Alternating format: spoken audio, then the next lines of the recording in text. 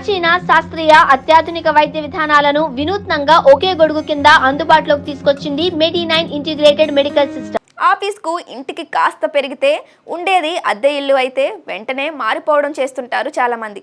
ప్రతిరోజు 30 నుంచి 40 కిలోమీటర్ల జర్నీ చేయలేకపోతున్నాం బ్రో అని చెబుతుంటారు. కారణం ట్రాఫిక్ అని ఒకరంటారు, టైర్డ్నెస్ అని మరొకరంటారు.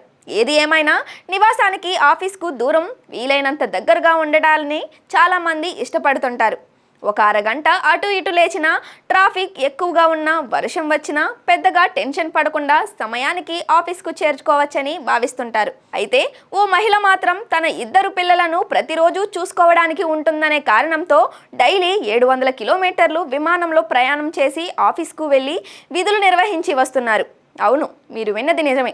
ఎయిర్ ఏసియాలో ఫైనాన్స్ విభాగంలో అసిస్టెంట్ మేనేజర్గా పనిచేస్తున్న రేచల్ కౌర్ అనే మహిళ ఇటీవల సిఎన్ఏ ఇన్సైడర్ అనే ఛానల్కు ఇంటర్వ్యూ ఇచ్చిన సందర్భంగా ఇంట్లో పిల్లలతో ఆనందంగా గడపడానికి ఇంత దూరం ప్రయాణం చేస్తున్నట్లు తెలిపారు. అప్పటి నుంచి ఆమె నెట్టింట వైరల్గా మారారు. వాస్తవానికి గతంలో ఆఫీస్కు దగ్గరలోనే రేచల్ అద్దెకుండేవారు. దీంతో పిల్లలను చూడటానికి ఆమెకు వారానికి ఒక్కరోజు వీలయ్యేది.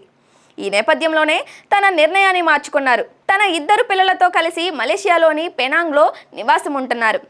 దీంతో ప్రతిరోజు పెనాంగ్ టు కౌలాలంపూర్ విమాన ప్రయాణం చేయాలని నిర్ణయించుకున్నారు. దీనికోసం ఆమె ఉదయం 4 గంటలకే నిద్రలేస్తారు. 5 గంటలకు విమానాశ్రయానికి చేరుకుంటారు. 5 గంటల 55 నిమిషాలకు ఫ్లైట్ అందుకుంటారు. 7:45 నిమిషాలకు ఆఫీస్కు చేరుకుంటారు.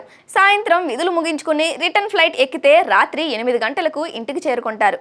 ఇది వినేవారికి కాస్త నమ్మశక్యంగా లేకపోయినా వాస్తవం. ఈ సందర్భంగా స్పందించిన రేచల్ అప్పట్లో కౌలాలంపూర్లో ఇల్లు అద్దెకు తీసుకోవడంతో పోలిస్తే ఇలా రోజు ప్రయాణం చేయడం వల్లే తనకు డబ్బులు ఆదా అవుతుందని చెబుతున్నారు.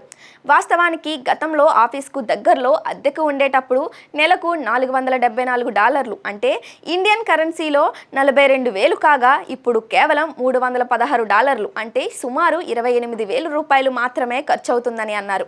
పైగా ఇలా ప్రయాణం సమయంలో తనకిష్టమైన సంగీతం వింటూ రావడంతో పాటు ఆఫీస్కు వెళ్లే క్రమంలో రోజు కొంతసేపే నడుస్తానని పేర్కొన్నారు. పైగా ఇంతసేపు ప్రయాణం చేసి ఇంటికి వచ్చిన తర్వాత పిల్లలను చూసిన ఆనందంలో అంతా మర్చిపోతానన్నట్లు ఆమె తెలిపారు. ఆమెకు 2 పిల్లలు కాగా వారి వయసు 11, 12 ఏళ్ళు.